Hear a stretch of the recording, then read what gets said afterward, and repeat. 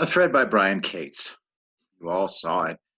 You all saw what a massive rally Trump had.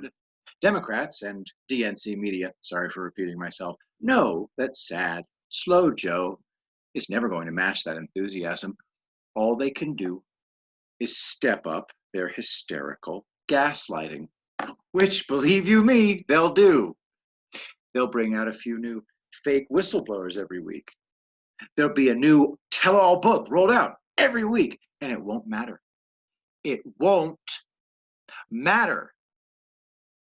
They ran a sick, sad, old man for president who is literally running away from every big vote he ever did about the Iraq War, about the Afghan War, about NAFTA. Just about the only thing he'll stand behind is his support for China. If they were going to replace him, they'd have done it by now. There's no scenario at this point where Hillary or Michelle Obama or whatever fantasy some people have been dreaming about can ride in and save the day for Democrats. There's 20 days left in September. None of the Biden-Ukraine stuff even dropped yet. But it's coming. This race is essentially already over. It's only Democrats and DNC media gaslighting, making it look like this is a competitive race. If you think this has been a farce so far, just wait until Trump holds a few more massive rallies while Biden stumbles and mumbles his way through a few more tiny media events. Today, he said he was always against NAFTA when he voted for it. Total incoherence. Trump will hogtie Joe Biden to his actual record, the record he can't successfully run away from any more than he could run away from his NAFTA vote today. How awkward is it on a scale of 1 to 10 for a guy who spent 47 years being the consummate globalist elitist who was perfectly fine with facilitating the shipping of millions of US jobs overseas to suddenly claim "Buy American" as his new campaign slogan? Where does Biden have an actual edge, record-wise, in D.C.? Foreign policy? Oh, please. Obama's own former Secretary of Defense said publicly that Biden has been on the wrong side of every big foreign policy issue since he went to Washington. Most famously, Biden voted not to go ahead with the raid to kill Osama bin Laden. With Biden as VP, the Obama admin was one long litany of one foreign policy blunder after another, as I noted in my column yesterday on CoverDC.com. Donald Trump deserves the Nobel Peace Prize by Brian Cates. Can't wait to watch Biden try to explain why he must replace the guy who de-escalated North and South Korea, destroyed ISIS, untied the Syria, Turkey, Kurd, Gordian knot, got the Israel-UAE deal, got the Serbia-Kosovo deal, is ending the Iraq-Afghan wars. So no.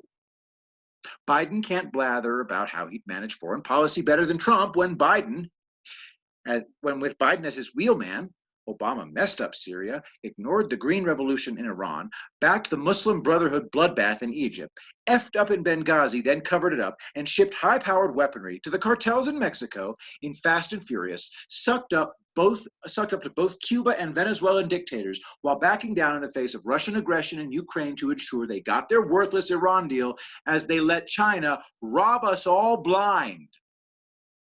The longer this campaign goes on in this homestretch period, the more pathetic and outmatched Biden is going to appear. Do you know why? Because he is pathetic and outmatched. We're probably going to see Democrats and DNC media complex journalists, sorry for repeating myself again, try to guilt people into voting for Biden because Trump is just kicking his sad old ass so brutally in the race. It's coming, and there's nothing they can do to stop it. The Trump slide, an election landslide so huge it defies description. Their base shrank over the past 2 years. Trump's base grew so much, he may get triple the black vote he got in 2016. They can only steal it if it's close. And thanks to the Democratic Party having gone completely baying at the moon and eating its own shit insane, it's not going to be close. They need a base of a certain size to steal close elections. Trump knows they don't have it, but this farce of a race has to go on, and so it will, to the end on November 3rd. Then Trump gets his overwhelming mandate for a second term, control of the House and Senate, and 2 to 3 more Supreme Court justices. We've got a lot to look forward to. All we have to do is hold up our end of the bargain. Vote in person on election day. Do not mail in your ballot. Do whatever it takes to go vote in person on November 3rd.